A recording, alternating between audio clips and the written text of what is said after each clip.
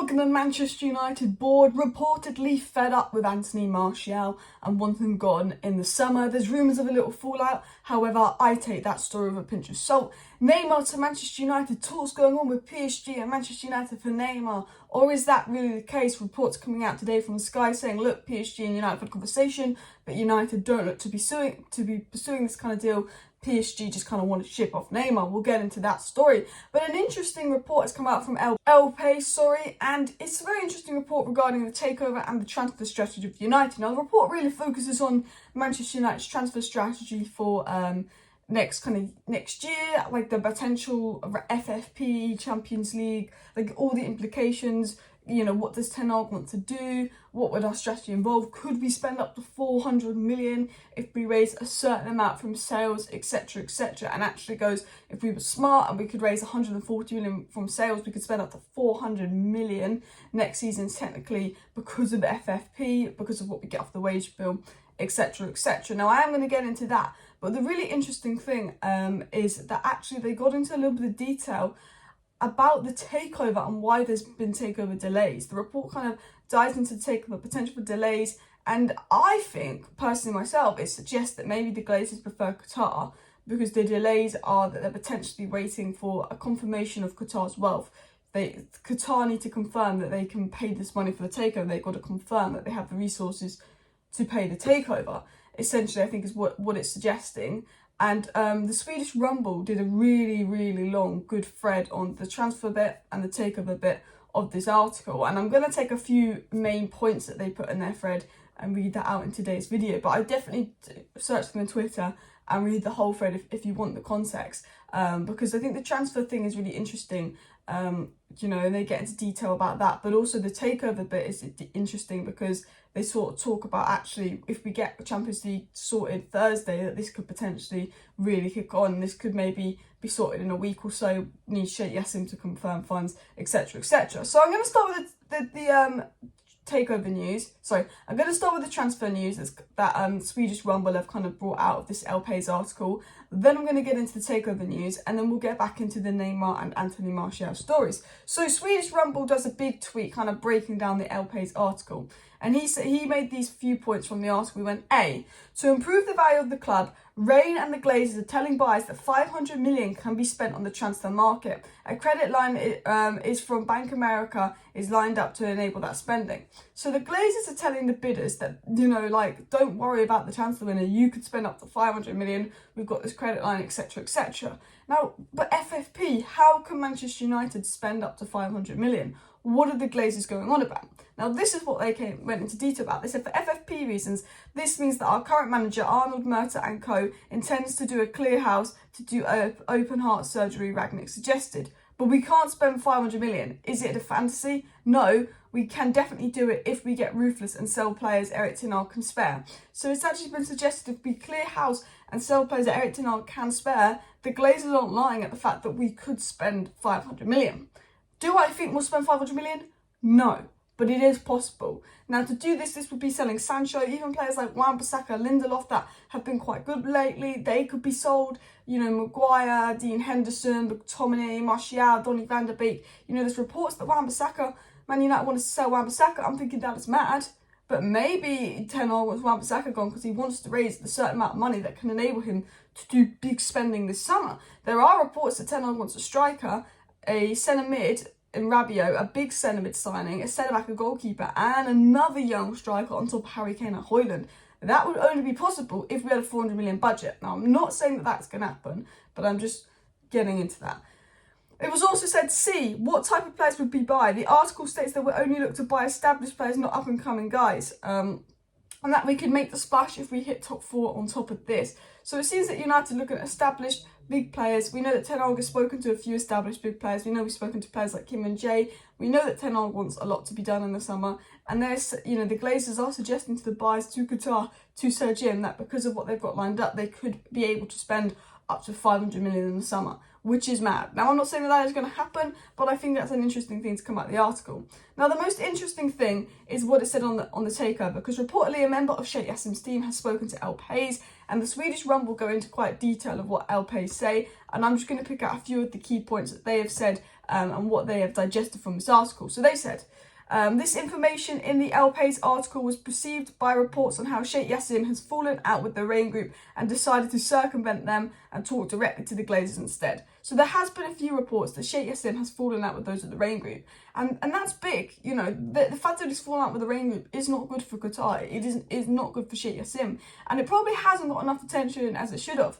You know, if he's fallen out with the Raine Group clearly think there's something wrong with the bid. The Raine Group aren't really favouring his bid, because the Raine Group want to get this done. They're the financial advisor of the Glazers, and there's something funny about that. And that's what the Swedish Rumble go into. They say the only time a financial advisor falls out with a bidder is really if there are question marks on the bidder's ability to deliver proposals. To put this into context, for the deal manager at Raine, when he retires, a big chunk in his wealth would have come from this transaction. So what they're basically suggesting is potentially the Raine Group don't believe Qatar have as much money as they say they do, and if the Raine Group picked Qatar as the preferred bidder for the Glazers, and then they went through to the next round, started getting the finalising the details and etc., and they find out that Qatar don't have the resources to do it, then the Raine Group aren't going to make that large chunk of money that they were hoping from helping out the Glazers. So they want to make sure before they do anything with Qatar that they have the money. So Jim Ratcliffe has the money. They want to know that Qatar has the money. Where's this wealth coming from? Because it's technically not Sheikh Yassim's money. It's Sheikh Yassim's dad's money. Sheikh Yassim will go to his dad, he'll go to Qatar, he'll go to the people of Qatar and try and get financial backing. He's put in his business proposal, he got financial backing for those people. He's now put in his new bid, he's now put in his new business proposal. He now needs to go to those at Qatar so he can get the backing for that, which is potentially what the Glazers are waiting for. It said, why have the Raine Group taken issue with Sheikh Yassim's bid? It all comes down to money, and that the House's order. If the 90 Foundation is appointed the preferred bidder, it's a complete disaster if they can't pay what they bid, can't provide the Premier League with enough material for owner tests, etc. It is there. Raine will have issues, no doubt. So basically, if they can't show that they can be the owners of United, etc., etc. So why they're saying the Raine Group has fallen out with Qatar is because Qatar don't have or can't show proof of funds. That is a big problem, and then that is a big problem for them. And the interesting thing is, because of the whole Credit Suisse, there was a story that, you know, a lot of Qatar's money from Credit Suisse has obviously fallen, that's gone. Sheikh Yassim has got less money than before. There has been a financial dampener in Sheikh Yassim, and obviously we know he needs to get approval from those higher up at Qatar to back his bid, which potentially could be what the Glazers are waiting for as well. And basically what they're saying is, from this El País article, they're saying really what could be the reason for the delay is that they're waiting for Sheikh Yassim to confirm funds. Has he got the funds he says he's got? That could be potentially the reason of the delay. He's got to give evidence of funds, he's got to confirm funds, etc. It was said in their thing, I think that there are legit reasons to give it 1 to 2 more weeks to see if Sheikh Yassim can go to the leaders of Qatar, getting back from the business plan based on a higher bid. If top 4 is a done deal, I can see no other reason for the delay. So basically what they suggest from the article, and I'm not saying this is going to happen, is that they believe that basically the Glazers are going to wait 1 to 2 weeks to see if Qatar can confirm these funds, that if Sheikh Yassim can go to his father, confirm these funds, etc, etc, etc. You know, with top 4 obviously will help push the deal on as well. And if they can't confirm the funds, potentially they go with Sir Jim. That is the belief of what potentially could be going on. It could be just a big wait for Qatar to confirm funds, if that makes sense. I mean, obviously I would recommend reading the El País article and the Swedish Rumble's full thread, but that is potentially a reason for the delay in the takeover. Obviously, first of all, it talks about transfer strategy, open heart surgery happening, Arnold Murta going 400 million spend. You know, that can happen with new owners, which is the positive of the story, but the negative of the story is Qatar need to show proof of funds. Now, Qatar have the money, but with the stuff happening with Credit Suisse, with actually Sheikh Yassim having to go to those at Qatar to get the money approved, has the money potentially been approved? That is the big question mark. Now, I want to get into the story on Neymar, and I want to get into the story on Martial, and then I will wrap up the video. So it was said by articles in Spain that United having talks with Neymar, except not Spain, France, and then United having talks with Neymar, etc, etc, about a loan deal, and that Casemiro was going to convince Neymar to come, etc, etc, etc. Mark Ogden comes out and says, no, that's not true, and a lot of stories have come out saying, no, this is not the case. Now, this is interesting because we've had a lot of talks about Kim and Jay to United, and no articles have come out and debunked that. Articles have pretty much said, yeah, United are interested in Kim and Jay, however, we're not sure if a deal has been agreed. There's no information that a deal's been agreed. But article, when we've been linked to players like Kim and Joe Rabiot, no one's come out right away and debunked that. As soon as we were linked to Neymar, it's come out by journalists right away and debunked that, which I think is interesting. I think it says that we're probably not in for Neymar. And what Sky Sports said I thought was particularly interesting was this. Manchester United have been approached by intermediaries about signing Neymar from PSG. They are one of a number of clubs who have been contracted about his potential availability. While a deal might make sense from a commercial viewpoint, he's not viewed as a United target. So what they're basically saying is PSG have contacted United among other clubs because basically they're desperate to get rid of Neymar. United, the Glazers, John Murtaugh, they'll see that brilliant commercial Neymar, but it's not the right kind of signing. I think Neymar is a fantastic player. He's absolutely brilliant and he would take us up levels, but when he's old, when he's always getting injured, when there's like problems with high wages, when, you know, he's not probably in a position that we need, but he would definitely help us. I don't think it's a priority for United. It's more of like an extravagant signing.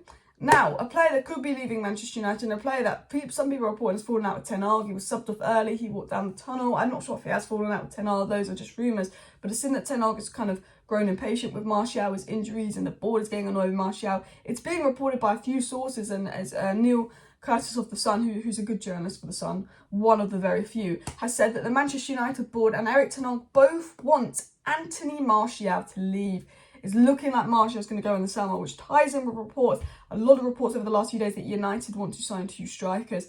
Not sure if that will happen. If we do get Qatar and that 400 million budget, anything is possible, but we'll have to wait and see. But it's obvious Ten Hag wants a lot of sales, and it's obvious Ten Hag wants some signings in as well. He wants to strengthen. Let's hope this takeover cracks on. I hope you guys find this video interesting. I will be back tonight. See you then. Bye.